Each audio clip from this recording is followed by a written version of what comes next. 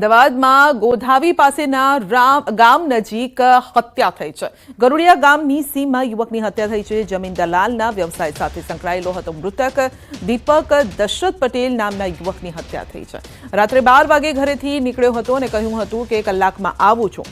પરત ન ફરતા પરિવારજનો મોબાઈલ લોકેશનના આધારે બનાવ સ્થળે પહોંચ્યા અને જ્યાં તેનો મૃતદેહ મળ્યો છે। તો હાલમાં બોપલ પોલીસ સ્થળ પર પહોંચી છે। તો દીપક પટેલ ઘરેથી 1 કલાકમાં આવું છું તેવું કહીને નીકળ્યો, પરંતુ તે ઘરે પરત ન ફર્યો। હવે તેના મોતનું કારણ શું છે તે હજુ સામે નથી આવ્યું। જમીન દલાલના વ્યવસાય સાથે સંકળાયેલો હતો। કોઈએ અંગત અદાવતમાં હત્યા કરી છે કે પછી અન્ય કોઈ કારણ છે? તો ગોધાવી પાસેના ગરોડિયા ગામની સીમ પાસે હત્યા થઈ છે। જમીન દલાલના વ્યવસાય સાથે સંકળાયેલો હતો દીપક। તો ઘરેથી એવું કહીને ગયો કે 1 કલાકમાં આવું છું, પરંતુ 1 કલાકમાં તે પરત ન ફરતા ઘરના લોકોએ લોકેશનના આધારે તેની તપાસ હાથ ધરી અને ત્યારબાદ જ્યારે સ્થળ પર પહોંચ્યા તો ત્યાંથી તેનો મૃતદેહ મળી આવ્યો છે। તો હત્યા કોણે નિપજાવી છે આ અંગે તપાસ કરવામાં આવી રહી છે। છેલ્લી વાત તેની કોની સાથે થઈ હતી, ફોન ઉપર કોને તે મળવા ગયો હતો, કયા એ લોકો હતા, આ તમામ એંગલથી તપાસ કરવામાં આવી રહી છે। તો જમીનના વ્યવસાય સાથે સંકળાયેલો હતો તો સવાલ એ પણ ઊભો થઈ રહ્યો છે કે શું જમીનનો જ મામલો હતો જેના કારણે તેની હત્યા થઈ છે? અને જો હત્યા થઈ છે તો પછી કોણે કરી છે? શું આ મામલે કોઈની સાથે બબાલ ચાલતી હતી, કોઈની સાથે વિવાદ ચાલતો હતો? આ તમામ બાબતે અત્યારે પોલીસ તપાસ કરી રહી છે।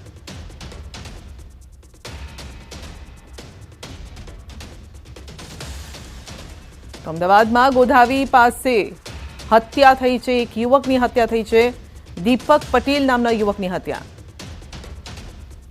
તો જમીન દલાલના વ્યવસાય સાથે દીપક સંકળાયેલો હતો, પણ હત્યા કોણે નિપજાવી છે? શું તેના નજીકના જ કોઈ વ્યક્તિ છે કે કેમ તે અંગે તપાસ ચાલી રહી છે। અમદાવાદ જિલ્લાના બોપલ વિસ્તારની અંદર વધુ એક હત્યાનો બનાવ બન્યો છે। બોપલ ગામની હદમાં આવેલ જે ગરોડિયા ગામ છે કે જ્યાં આ હત્યાનો બનાવ બન્યો છે, આપ જોઈ શકો છો। દીપક પટેલ નામના જે વ્યક્તિ છે તેની હત્યા કરી દેવામાં આવી છે। પોતે NRI હતા અને જમીનની દલાલીના વ્યવસાય સાથે સંકળાયેલા હતા। જો કે ગત મોડી રાત્રે તેઓ 12 વાગે તેમના ઘરેથી કલાકમાં આવું છું તેવું કહીને નીકળ્યા હતા। ત્યારબાદ તેઓ ઘરે પરત ફર્યા ન હતા। ત્યારબાદ તેમના જે પુત્ર અને પુત્રી છે તેમના દ્વારા જે લોકેશન સર્ચ કરવામાં આવ્યું હતું અને ત્યારબાદ પોતે અહીં હોવાની હાજરી મળી આવી હતી અને જ્યારે અહીંયા પહોંચ્યા ત્યારે તેમનો મૃતદેહ છે તે લોહીથી લથપથ હાલતમાં મળી આવ્યો હતો। સમગ્ર ઘટનાની જાણ પોલીસને કરવામાં આવી હતી ત્યારે બોપલ પોલીસ કાફલો છે તે ઘટના સ્થળ પર પહોંચ્યો હતો અને FSL ડોગ સ્ક્વોડની મદદ લઈને આ સમગ્ર મામલે વધુ તપાસ શરૂ કરી દેવામાં આવી છે। જો કે અહીંયા કોણ લાવવામાં આવ્યું હતું, કોની સાથે તેઓ આવ્યા હતા, કોણે હત્યા કરી છે, કયા કારણોસર હત્યા કરી છે, આ તમામ બાબતો લઈને હાલમાં પોલીસ દ્વારા વધુ તપાસ શરૂ કરી દેવામાં આવી છે। કેમેરામેન હરીશ શર્મા સાથે ઋત્વિજ સોની, ન્યૂઝ 18 ગુજરાતી, અમદાવાદ। ટીઆરબી જવાન તોડ કરતો હોવાનો વિડીયો વાયરલ થયો છે। ભાવનગરમાં પોલીસની હાજરીમાં જ તોડ કર્યો હતો। બાઇક ચાલક પાસેથી 400 રૂપિયા તોડ કર્યા હતા। 2 ટીઆરબી જવાન અને પોલીસકર્મીનો વિડીયો વાયરલ થયો છે। નીલમબાગ પાસેનો વિડીયો હોવાનું સામે આવ્યું છે અને બાઇક ડિટેન નહીં કરવાના બહાને તોડ કર્યો છે।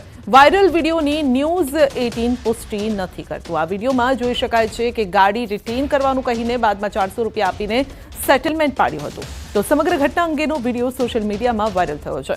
તોડ કરનાર ટીઆરબી જવાન અને એક પોલીસ કોન્સ્ટેબલ વિરુદ્ધ ભોગ બનનાર મનુભાઈ શિંગાળા દ્વારા જિલ્લા પોલીસ વડા રજૂઆત કરાઈ છે। તો વિડીયોમાં શું વાતચીત થઈ રહી છે એ પણ સાંભળો। પૈસા નહીં સાહેબ, એટલે મારે તો તમારે કેટલા ભરવા દે? મેં ખિસ્સા પણ બધું બતાવી દીધું। મેં 500 અમે મારા 500 રૂપિયા મારે ઘરે તો કરો જોઈ ન જોઈ મેં આમને થોડો કરું સાહેબ। આ ડિટેન કરશું ને વડીલ ક્યાંય રહ્યો તમે? ગાડી હતા આ તમે હોજી જાઓ, આ ગાડી 8-9 તોય મેં કીધું શું તમારો 500 રૂપિયા મેં કીધું પણ પછી 5 ન બને 450 મારે ક્યાં પહોંચવા? હાલો બીજો શું કરું? 400 રૂપિયા કોશ જ નહીં જોતી સાહેબ એટલે મારે આપો 400 રૂપિયા. એમ નહીં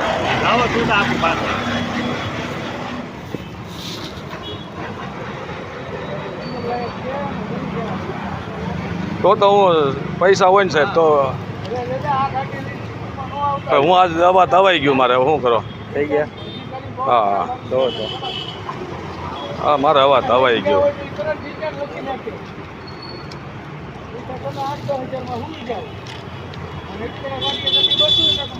અને કરાવી લેજો હા ગાડી મરી ગઈ નકર નિન્ય આંક્યા કરવાની દાદા અહીંયા નહીં લાવવાની હા આને નિન્ય આંક્યા કરવાની એમ ગામડે ને ગામડે અહીંયા બસમાં ઉલ્યો આવવાનું હા તે વાંધો અમે શરમ ભરી બધા આવી શરમ ન ભરે આ ગાડી આવી ડિટેલમાં જ ગોતે તો કાયદાકીય રીતે તો મેમો ફાળવો જોઈએ, પરંતુ પોલીસ અહીંયા ખિસ્સામાં જ રૂપિયા ભરી રહી છે અને ત્યારે લોકો પણ એ સવાલ ઊભા કરી રહ્યા છે કે શું આ રીતે તંત્ર ચાલશે? આગળ વધી રાજકોટની કલેક્ટર કચેરીમાં રંગે હાથ ઝડપાયો છે ચોર. સરકારી કર્મચારીઓના બાઇકમાંથી પેટ્રોલ કાઢતા રંગે હાથ ઝડપાયો છે.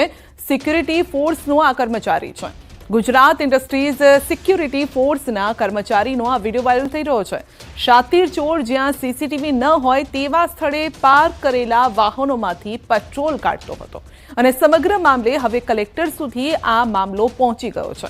આપ દ્રશ્યમાં જોઈ શકો છો, કોઈ વ્યક્તિ તેનો વિડીયો પણ ઉતારી રહ્યું છે અને જ્યારે વ્યક્તિ વિડીયો ઉતારે છે ત્યારે તે સામેથી દાદાગીરી બતાવી રહ્યો છે. આપ દ્રશ્યમાં જોઈ શકો છો. તો લોકોના વાહનોમાંથી પેટ્રોલ ચોરી કરતો હતો આ વ્યક્તિ. તમે વેડિયા ઉતરોમાં ને તમે આ બધું ક્યાં કરો છો?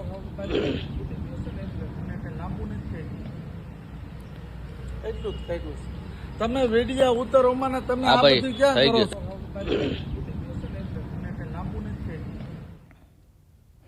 મૌધા ભૂલી ભવાની નજીક અકસ્માત થયો છે. 2 ના મોત થયા છે, 1 વ્યક્તિ ઇજાગ્રસ્ત છે.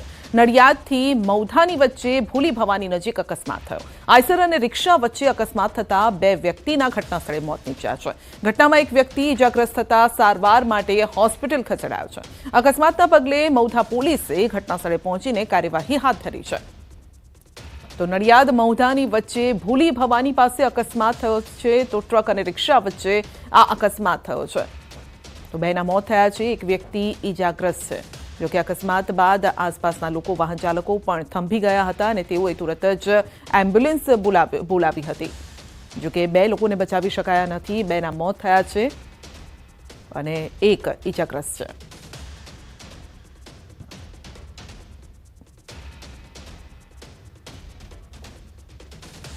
તો નડિયાદ મૌધાની વચ્ચે ભૂલી ભવાની પાસે અકસ્માત થયો હતો. 2 ના મોત થયા છે, 1 વ્યક્તિ ઇજાગ્રસ્ત છે. જોકે આસપાસના લોકો તુરત જ દોડી આવ્યા હતા. જે વાહન ચાલકો હતા તેઓ પણ થંભી ગયા અને મદદ કરી હતી. એમ્બ્યુલન્સને તુરંત બોલાવવામાં આવી હતી, પોલીસ પણ આવી ગઈ હતી, પરંતુ 1 વ્યક્તિ ઇજાગ્રસ્ત છે. 2 ના મોત થયા છે. સુરત મનપાના અધિકારીએ કરેલા અકસ્માતની ઘટના